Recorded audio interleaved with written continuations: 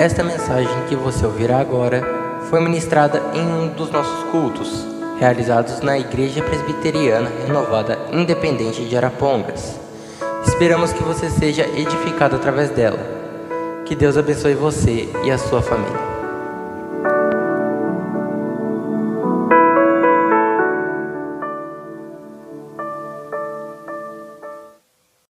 Abra sua Bíblia no Evangelho de Lucas, Evangelho segundo Lucas, capítulo de número 15. Nós vamos ler a partir do verso 11. Evangelho de Lucas, capítulo 15, a partir do verso de número 11.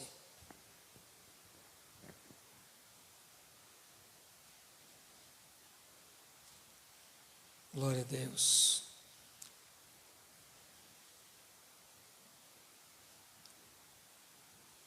Amém. A palavra de Deus nos diz assim: E disse: Um certo homem tinha 2 filhos, e o mais moço deles disse ao pai: Pai, dá-me a parte dos bens que me pertence.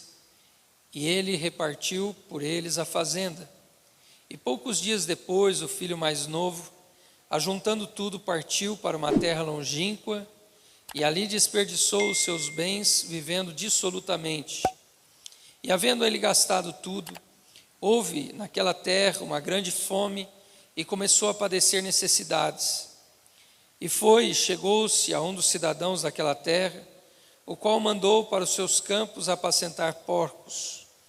E desejava encher o seu estômago com as bolotas que os porcos comiam, e ninguém lhe dava nada. E tornando em si, disse: Quantos jornaleiros meu pai têm abundância de pão, e eu aqui pereço de fome. Levantar-me-ei e irei ter com meu pai, e dir-lhe-ei: Pai, pequei contra o céu e perante ti. Já não sou digno de ser chamado teu filho. Faze-me como um dos teus jornaleiros. E levantando-se foi para o seu pai, e quando ainda estava longe, viu o seu pai, se moveu de íntima compaixão, e correndo lançou-se-lhe ao pescoço e o beijou. E o filho lhe disse: Pai, pequei contra o céu e perante ti, e já não sou digno de ser chamado teu filho. Mas o pai disse aos seus servos: Trazei depressa melhor roupa, vestilho, ponde-lhe um anel na mão e alparcas nos pés, e trazei o bezerro cevado e matai-o, e comamos e alegramo-nos. Porque esse meu filho estava morto e reviveu, tinha se perdido e foi achado. E começaram a alegrar-se. E o seu filho mais velho estava no campo, e quando veio, chegou perto da casa, ouviu a música e as danças, e chamando um dos servos, perguntou-lhe que era aquilo. E ele lhe disse: Veio teu irmão, e teu pai matou o bezerro cevado, porque o recebeu são e salvo. Mas ele se indignou, e não queria entrar. E saindo o pai, instava com ele. Mas respondendo ele, disse ao pai: Eis que te sirvo há tantos anos, sem nunca transgredir o teu mandamento, e nunca me deste um cabrito para alegrar-me com os meus amigos. Vindo, porém, esse teu filho, que desperdiçou os teus bens com as meretrizes, mataste-lhe o bezerro cevado. E ele lhe disse: Filho, tu sempre estás comigo, e todas as minhas coisas são tuas. Mas era justo alegrarmos e folgarmos, porque este teu irmão estava morto e reviveu, tinha se perdido e achou-se. Amém. Glória a Deus. Podemos assentar. Amados, nós estamos falando já há algumas semanas, sobre o seguinte tema: alívio para o cansado. E hoje nós estaremos concluindo estas ministrações, e eu gostaria de falar um pouco essa noite sobre este último fardo. Nós já falamos aqui sobre aquela mulher que estava sofrendo de hemorragia durante 12 anos da sua vida. Depois nós falamos também daquele pai que veio a Jesus desesperado porque seu filho tinha um espírito imundo que o lançava no fogo e na água. Falamos ainda daquele homem que estava ali no tanque de Betesda há 38 anos. Falamos da mulher no poço de Jacó. Falamos na última semana sobre o cego Bartimeu. E hoje eu gostaria então, irmãos, de finalizar falando um pouquinho sobre um fardo que muitos têm carregado, que é o fardo da religiosidade.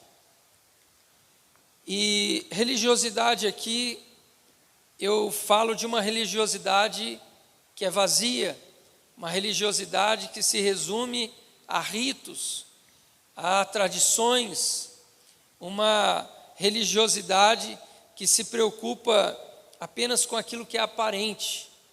E nós vamos analisar através, não de uma história, mas aqui de uma parábola, que é uma maneira de ensinar, e Jesus fazia uso das parábolas, tanto usando analogias como comparativos, e Jesus usava essas parábolas para trazer um ensinamento. E eu quero então falar nesta noite sobre religiosidade com base nesta passagem, nessa parábola que Jesus contou sobre este pai e os dois filhos. Eu poderia, irmãos, falar de religiosidade usando também figuras reais que estão na história dos evangelhos, como por exemplo Nicodemos, que era um religioso e foi ter com Jesus, e ele queria saber mais sobre Jesus, porque a sua religião não estava preenchendo o vazio da sua alma. E Jesus então pregou para ele um sermão, em particular, e Jesus disse aquele texto tão conhecido, que nós usamos muitas vezes em nossas pregações, de João 3,16, quando ele diz: porque Deus amou o mundo de tal maneira que deu o seu Filho unigênito, para que todo aquele que nele crê não pereça, mas tenha vida eterna. Jesus disse para Nicodemos: Nicodemos, é preciso nascer da água e do Espírito, é preciso nascer de novo. E Nicodemos então se tornou um discípulo de Jesus. Nós poderíamos citar também a passagem daquele jovem rico que veio a Jesus e ele disse: Senhor, o que eu preciso fazer para me salvar? E Jesus disse: você conhece os mandamentos? E ele disse: sim, Senhor, eu tenho guardado os mandamentos. Ou seja, aquele jovem demonstra a sua religiosidade, o seu cuidado em cumprir regras, em cumprir os mandamentos, mas ele ainda não estava plenamente cheio. E ele está vazio, porque ele pergunta: o que eu preciso fazer para me salvar? Então nós chegamos à conclusão, irmãos, de que a religiosidade vazia, ela não traz salvação. A religiosidade vazia, pelo contrário, muitas vezes ela traz um peso sobre as nossas vidas. E com base então nesta parábola, irmãos, nós vamos meditar um pouquinho sobre alguns aspectos da religiosidade. A parábola diz aqui que um pai tinha dois filhos e eles viviam juntos na terra deste pai, mas um dia o filho mais jovem, ele pede para o pai a sua parte na herança. Ele pede ao seu pai que antecipe a ele o seu direito de herança. E o pai divide entre os dois filhos os bens, e passam alguns dias. Aquele filho mais jovem, ele decide então deixar a casa do pai e ir para uma terra distante. Aqui, irmãos, nós encontramos uma dessas características dessa religiosidade vazia, que é aquele que serve a Deus só pensando no retorno. Ele só serve a Deus pensando no que ele vai ter em troca. E esse é um problema, irmãos, da religiosidade, porque muitas pessoas se dizem estar servindo a Deus nesta ou naquela religião, e eles estão se esforçando para fazer o seu melhor, eles estão se esforçando para tentar agradar a Deus, mas visando o quê? o que eles vão receber em troca daquilo que eles estão fazendo. E quando a gente vive dessa maneira, nós começamos, irmãos, a carregar um peso, porque nós começamos a servir com o propósito de ganhar. E no reino de Deus, não é isso que o Senhor nos ensina. Nós devemos servir simplesmente pelo prazer de servir, né? Deus não impõe a ninguém. Jesus disse: se alguém quiser vir após mim, negue-se a si mesmo, toma a sua cruz e me siga. Ele não está dizendo que todos são obrigados a segui-lo. Não, ele deixa a porta aberta e ele diz: eu convido todos para vir, mas aquele que quiser vir, ele precisa negar a si mesmo. Então nós vemos, irmãos, que uma das características da religiosidade é servir com base naquilo que vamos receber. É quando a pessoa diz: eu vou fazer isso para Deus, porque aí Deus vai me abençoar. Eu vou dar a minha oferta, o meu dízimo, porque Deus vai me prosperar. Eu vou no culto, porque se eu for no culto, Deus vai me curar. Tudo que ele faz, ele visa algo em troca. Ele não vem servir por servir. Então, irmãos, o fato de nós estarmos aqui nesta noite, cultuando a Deus, não deve ser movido com o propósito apenas de uma troca. É claro que nós temos necessidades, e nós ensinamos que Deus, Ele tem prazer em nos atender, em responder a oração e o pedido de cada um. Mas quando eu falo sobre a religiosidade, eu estou dizendo de pessoas que só fazem o serviço pensando no que vão receber. Então aquela pessoa que diz: eu vou na igreja, eu não ia, mas eu vou, porque se eu for, eu vou receber algo. Não, irmãos, na igreja, quando a gente vem aqui num culto, a gente deve vir com o propósito de oferecer algo a Deus, oferecer o nosso serviço a Deus, oferecer a nossa adoração a Ele. Se você saiu da tua casa pensando em vir aqui apenas para receber algo, cuidado, você pode estar vivendo a religiosidade. E quando você vive a religiosidade, ela se torna um peso sobre você. Ela se torna um jugo que você precisa carregar, porque você sempre estará fazendo um esforço e não com prazer. Você estará cumprindo uma obrigação e não fazendo aquilo que você está fazendo porque você ama de fato a Deus. Então este filho, irmãos, mais novo, ele está na casa do pai, ele está servindo ao pai, mas ele já está pensando na herança. Ele está pensando o que ele vai ganhar. E chega um ponto que ele começa a achar que está demorando. E esse é um problema do religioso. Porque quando ele olha e ele trabalha e ele faz a obra e ele não recebe aquilo que ele precisa, ele começa a questionar Deus. Mas Deus, eu estou fazendo, eu estou me esforçando, eu estou orando, eu estou indo na tua casa, eu não perco um culto, por que o Senhor não me responde? Então ele começa a querer impor a Deus uma condição de que Deus precisa atender ele neste momento. Irmãos, nós sabemos, e a Bíblia diz que Deus é galardoador daqueles que o buscam.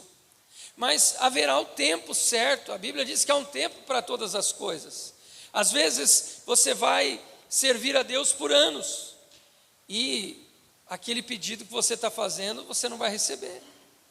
Mas no momento oportuno, no melhor momento, Deus vai conceder o desejo do seu coração.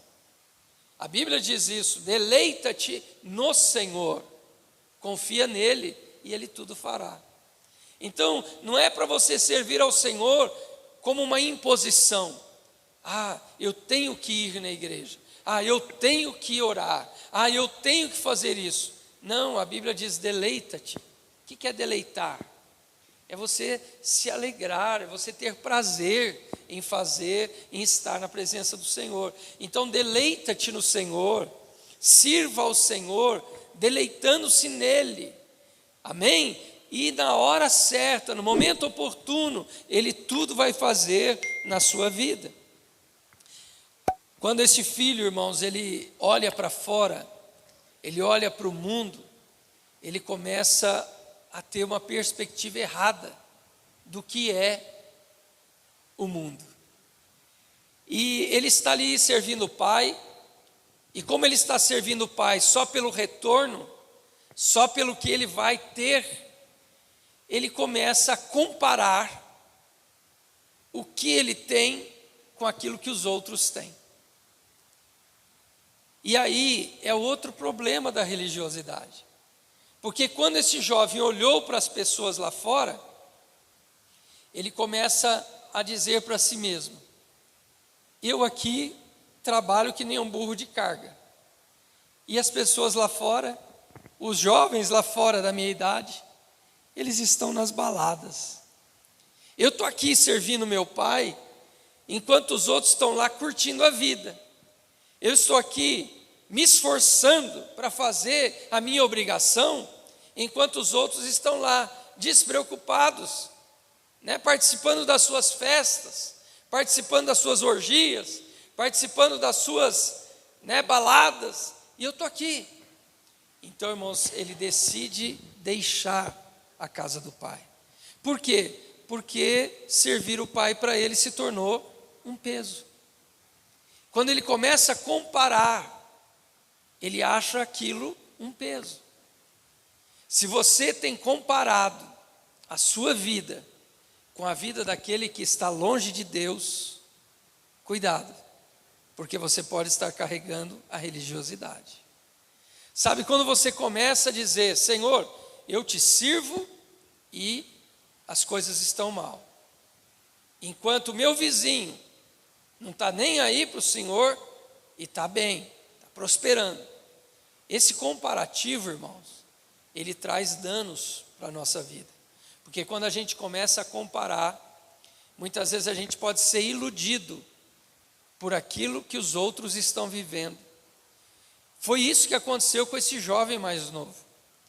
Quando esse filho mais novo, ele olha para o mundo, ele vê os jovens curtindo, indo para as festas, para as baladas, o coração dele começa a achar que o pai dele é injusto com ele, que o pai dele só quer ver ele servir e não quer que ele tenha experiências, e prazeres na vida. Então ele decide que não dá para ficar servindo o seu pai, e ele quer então viver as experiências dos outros. Seja feliz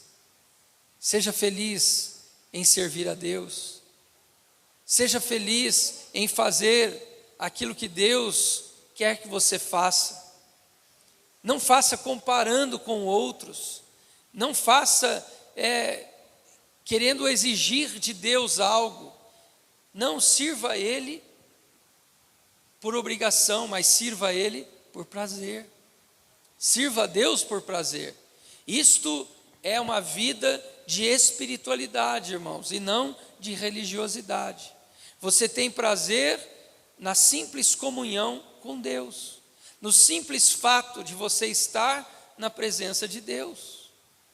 Isso é viver a vida cristã, a verdadeira vida espiritual. E esse jovem então ele vai para o mundo, mas quando ele chega lá, ele vai viver a realidade, e ele vai entender que aquilo que ele via é ilusão. Há um ditado que diz, nem tudo que brilha é ouro. Muitas vezes as pessoas estão servindo a Deus, irmãos, estão olhando lá para aqueles que estão longe e estão dizendo: parece que lá a coisa está mais fácil, parece que lá a coisa é mais alegre, parece que lá eles são mais felizes. Mas, irmãos, todo prazer que o mundo oferece é passageiro. É passageiro. A alegria do mundo é uma alegria que passa muito rápido. As pessoas vão para as baladas, elas têm uma noite de alegria, mas no dia seguinte elas estão com ressaca, elas estão deprimidas, elas estão angustiadas. Você já veio alguma vez adorar a Deus e no dia seguinte você acordou muito mal, você disse, puxa vida, eu fui lá ontem adorar a Deus e olha como eu acordei ruim hoje. Eu creio que ninguém viveu isso. Mas se você conversar com aquele jovem que vai na festa, ele vai dizer, olha, ontem eu bebi todas, mas hoje eu estou mal. Na presença de Deus, irmãos, é sempre prazeroso, né? Porque a gente vem na presença de Deus, Deus nos alimenta, Deus nos renova, Deus tira a tristeza do coração, preenche com alegria, Deus nos dá a paz. Ele diz, deixo-vos a paz, a minha paz vos dou, não vou-la dou como o mundo a dá, mas a paz dele é uma paz perene, uma paz perfeita, uma paz contínua, né? E nós louvamos a Deus por isso. Esse jovem então foi para o mundo, e chegando lá, irmãos, ele gastou tudo. Num primeiro momento, ele gostou, porque ele foi para as festas, ele foi para as baladas, ele se divertiu, mas chega um momento que ele perde tudo, e é isso que a Bíblia diz sobre o diabo, irmãos. A Bíblia diz que o diabo veio, né, o ladrão, que é o diabo, ele vem para roubar, matar e destruir. Ele quer roubar a paz, ele quer roubar a alegria, ele quer roubar os sonhos, ele quer roubar a esperança. Quanta gente está aí vivendo uma vida tão frustrada, quantas meninas, adolescentes foram para uma festa e tiveram relações, engravidaram, tiveram filhos, né? E deixaram de viver o sonho que elas tinham para a vida, né? Tão precocemente, tiveram que ser mãe, tiveram que dividir, né, a adolescência com a maternidade, né? Algo que trouxe talvez um trauma, um desgosto na vida destas jovens adolescentes. Quantos jovens saíram para uma balada, né, e se envolveram com amizades terríveis, isso levou eles a perderem os seus sonhos e projetos, né, quando se infiltraram em um vício, né, em crimes e perderam a vida. Amados, esse jovem, ele viveu essa experiência, ele perdeu tudo, aquilo que parecia ser para ele a fonte de alegria, fonte de prazer, fonte de realização, ele perdeu tudo lá. E a Bíblia diz que ele perde os amigos também. Ele se viu sozinho. E quando ele se viu sozinho, veio uma crise de fome na terra onde ele estava. E ele então foi pedir emprego, e ele conseguiu um emprego para cuidar de porcos. E o texto nos diz que a fome dele era tão grande, que ele desejava comer as bolotas que os porcos comiam. Ele queria comer a comida que os porcos comiam. E aí ele caiu em si. Aí ele entendeu que aquilo que ele estava vendo, aquele mundo que ele via lá da casa do seu pai, é ilusão. Ele via o divertimento das pessoas, mas ele não conseguia vislumbrar, ele não conseguia ver de lá o sofrimento das pessoas. Ele via as festas, ele via as orgias, mas ele não via o sofrimento e a angústia que essas pessoas estavam vivendo depois das experiências. Então ele cai em si, e a Bíblia diz que ele pensa consigo, poxa vida, na casa do meu pai, os trabalhadores do meu pai têm fartura de pão, e eu estou aqui perecendo com fome e desejando comer a comida de porcos. Os trabalhadores do meu pai, eles têm refeição todo dia na mesa, eles têm o salário deles, e eu estou aqui nesse sofrimento. Ele então decide se levantar e ir ter com seu pai. Interessante, irmãos, que esse jovem, ele reconhece o seu erro, ele diz, pequei contra o céu, vou dizer para o meu pai, né, pequei contra o céu perante ti. Mas, irmãos, nós vemos que ele ainda está com a mentalidade, com o mesmo pensamento de quando ele saiu da casa do pai. Ele está dizendo: olha, eu não sou digno de ser teu filho, então me faça como um dos seus trabalhadores. Por que ele está se levantando para ir para a casa do pai de novo? Ele está propondo de novo uma troca. Eu trabalho e o Senhor me dá alimento. Eu trabalho e o Senhor me dá roupa. Eu trabalho e o Senhor me dá uma cama para dormir. E ele faz isso, ele vai para lá, ele vai para falar para o pai dele. E quando o pai dele vê ele de longe no caminho, o pai dele vem correndo de braços abertos. E o pai dele o abraça. E o pai dele o beija. Aquele filho que saiu de casa com a herança, agora está maltrapilho, mal cheiroso, está sujo, mas o pai não olha para isso. O pai vem, ele abraça, ele beija e ele recebe o seu filho com alegria. E quando ele começa a dizer: pai, pequei contra o céu perante ti, eu não sou digno de ser chamado seu filho, o pai diz: para. O pai chama os servos e diz: tragam para ele a melhor túnica. O pai está desmontando a narrativa dele. O pai está aqui desfazendo o pensamento errado daquele filho religioso, que pensa que se ele trabalhar, ele tem direito à roupa. Se ele trabalhar, ele tem direito à comida. Se ele trabalhar, ele vai ter direito a uma cama. E o pai está dizendo: tragam para ele a melhor roupa. Tragam para ele o anel e coloquem no dedo dele. Tragam as sandálias para os seus pés, porque ele é meu filho. Ele é meu filho. E meu filho tem direito. Meu filho tem direito. Ele diz ainda: tragam aquele bezerro cevado, e nós vamos matar, nós vamos comer e nós vamos nos alegrar, porque esse meu filho voltou. Veja, irmãos, o que esse pai está ensinando para esse filho. Ele está dizendo: filho, você não vai receber roupa por aquilo que você vai fazer, você vai receber porque você é meu filho. Você não está recebendo o anel no dedo por aquilo que você vai trabalhar para mim, você está recebendo esse anel porque é a identidade de que você é meu filho. Nós vamos nos alegrar, não porque você é uma mão de obra para mim, mas porque você é meu filho amado. É por isso que nós vamos nos alegrar. Então, irmãos, Deus, através aqui dessa parábola, Jesus está querendo ensinar que Deus age assim para conosco, que nós precisamos tirar esta mentalidade da religiosidade, do direito de ter porque eu faço, do direito de ter.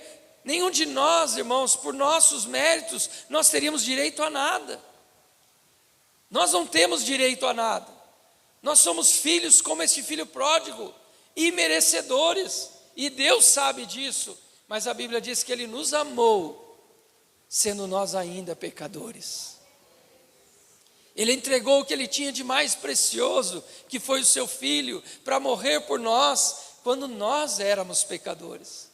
Por mais errado que alguém viva, por mais desobediente que alguém seja, aquilo que Deus tem estabelecido, Deus continua amando essa pessoa.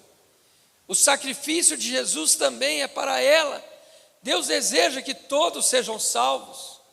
Aquele pior assassino, aquele pior traficante, aquele pior assaltante, Deus o ama com todo o seu coração, com todo o seu ser, e Deus deseja vê-lo também salvo. Então, irmãos, nós precisamos entender, através desse filho, que nós não vamos servir a Deus para ter algo em troca. Nós vamos servir a Deus porque Ele é nosso Pai. Amém? Nós vamos servir a Deus não porque Ele vai nos dar alguma coisa. Nós vamos servir a Ele porque Ele nos amou. Amém? E nós também queremos demonstrar a Ele o nosso amor. Mas, irmãos, Aí então surge na parábola o filho mais velho. E o filho mais velho estava no campo trabalhando. E quando o filho chega do campo, ele escuta as festas, a música, as danças na casa. E ele pergunta para um servo: olha, o que está acontecendo aí? E o servo diz: olha, seu irmão voltou. E ele pergunta para aquele servo: e ele voltou rico? O servo fala: não, ele voltou miserável. E ele diz: mas não é possível. Ele levou a herança, desperdiçou a herança, voltou miserável, e meu pai recebe ele com festa. E aquele filho, irmãos, não quis entrar na casa. Vai alguém e diz para o pai: olha, o filho mais velho não quer entrar não, está bravo lá fora. E o pai sai. E o pai vai lá conversar com ele. E o pai disse: filho, vamos nos alegrar, teu irmão voltou. E aí ele então vai dizer: pai, eu te sirvo por tantos anos, eu nunca te desobedeci, e o senhor nunca me deu um cabrito para mim me alegrar com os meus amigos. E esse teu filho pegou a herança, desperdiçou tudo, e quando ele volta, o senhor mata para ele o bezerro cevado.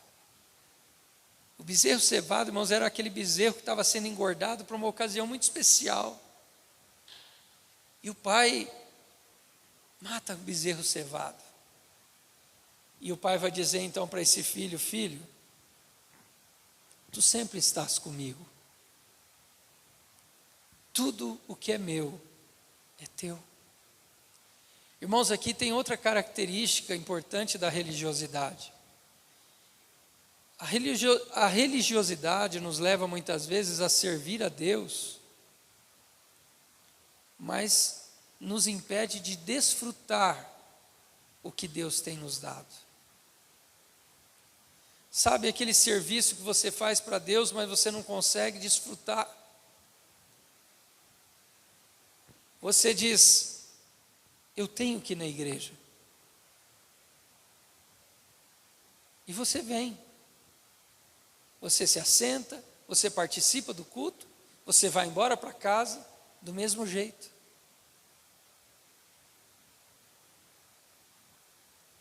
Entenda que vida espiritual é diferente de religiosidade por causa disso. Você não vem na igreja por vir. Você vem na igreja para adorar a Deus. Você vem na igreja porque você tem gratidão a Ele. Você reconhece o que Ele já fez por você. E você está pronto a servi-lo da melhor maneira possível, porque você sabe que Ele te amou. Quando você ora, você não diz apenas: eu tenho que orar. E você repete algumas palavras, e você volta às suas atividades.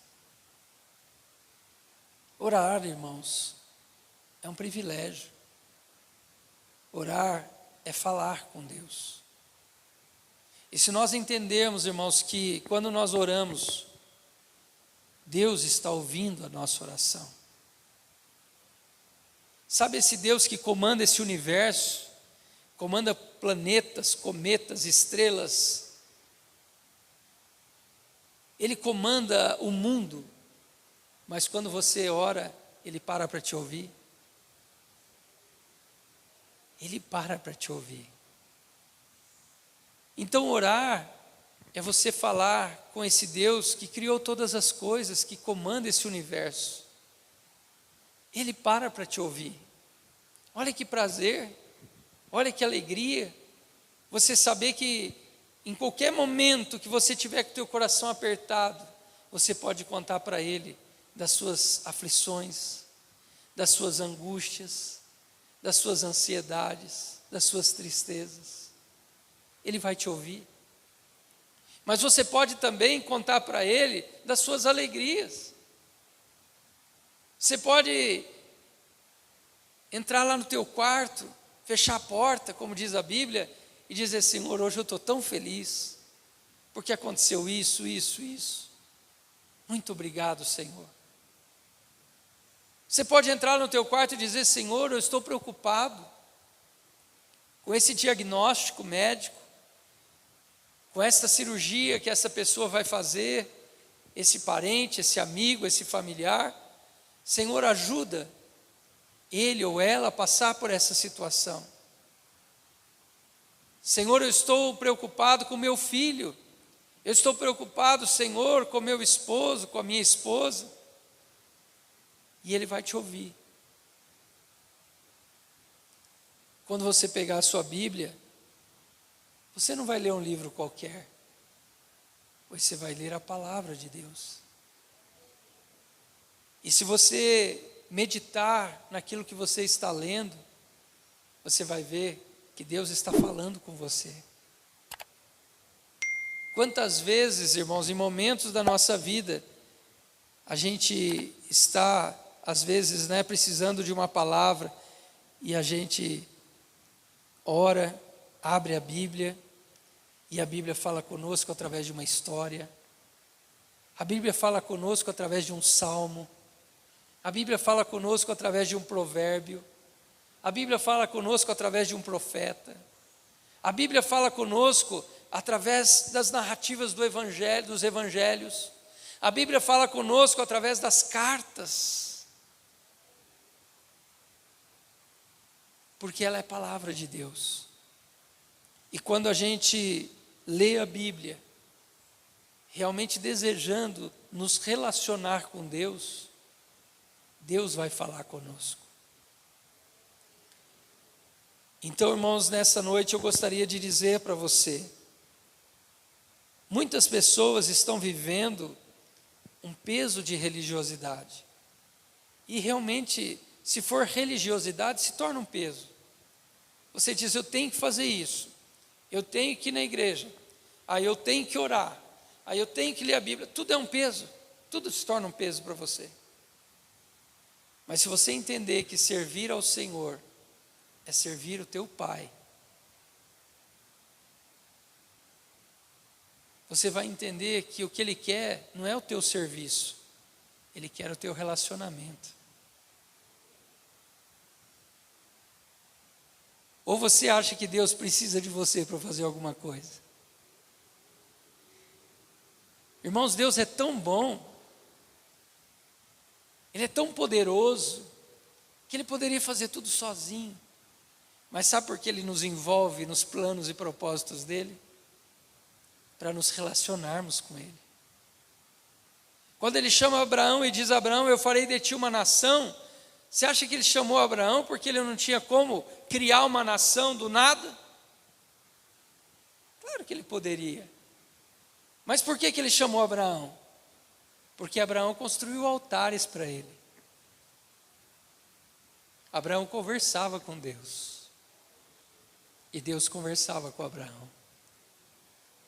Quando Deus precisou tirar o povo do Egito, você acha que Deus precisava de Moisés? Mas Deus apareceu para ele na sarça. E Deus disse: Moisés, eu sou o Deus de Abraão, de Isaque e de Jacó. E eu te chamei para você ir lá tirar o meu povo do Egito. Ah, Senhor, mas eles não vão crer em mim. Eu vou fazer os milagres através da sua vida. Eu vou operar as pragas através da tua palavra, Moisés. Quando Deus chamou Davi para lutar com Golias, será que Deus não poderia derrotar o gigante? Claro que poderia. Mas Deus disse: Davi, eu tenho te chamado para ser rei. E eu quero que você sinta o gosto da vitória. Eu vou derrotar o gigante, mas eu vou usar você para isso. Ele chamou os apóstolos, homens indoutos, com pouca cultura, com pouco conhecimento. O que esses 12 apóstolos poderiam fazer por Jesus? Nada, só deram trabalho para ele. Mas Jesus disse: eu quero ter 12 perto de mim, para me relacionar com eles. Então, servir ao Senhor, não é que Deus queira o teu trabalho, Ele quer você. Quando Ele te chama para orar, Ele não quer ver você cumprindo uma obrigação. Ele quer conversar com você. Quando Ele te chama para ler a Bíblia, não é para você dizer: puxa vida, eu tenho que ler a Bíblia. Ele está dizendo: filho, eu quero falar com você através da Bíblia. Quando você vem a um culto, Ele não quer que você venha com o coração: hoje é dia de culto, eu tenho que ir na igreja. Ele está aqui te esperando. Ele está aqui te esperando. E Ele está aqui para tocar você. Tocar no seu físico. Tocar no teu coração, tocar na tua mente. Que você possa entender isso nessa noite. Se você tem carregado um fardo de religiosidade, Deus está falando com você hoje. Entregue esse fardo para mim. Joga fora a religiosidade e comece a viver um relacionamento comigo. Servir a Deus não é para ser um peso. Servir a Deus é para ser um prazer. Por isso o salmista diz no Salmo 100, no verso 2: sirvam ao Senhor com alegria. Não é murmurando, não é questionando, não é cobrando Deus, não é pedindo algo em troca. Não, sirva a Ele com alegria. Ele sabe o que você precisa. Ele sabe aquilo que é uma necessidade na sua vida. E Ele não vai te desamparar. Mas Ele não quer que você o busque só pelo que Ele pode te dar. Ele quer que você o busque pelo fato de querer se relacionar com Ele.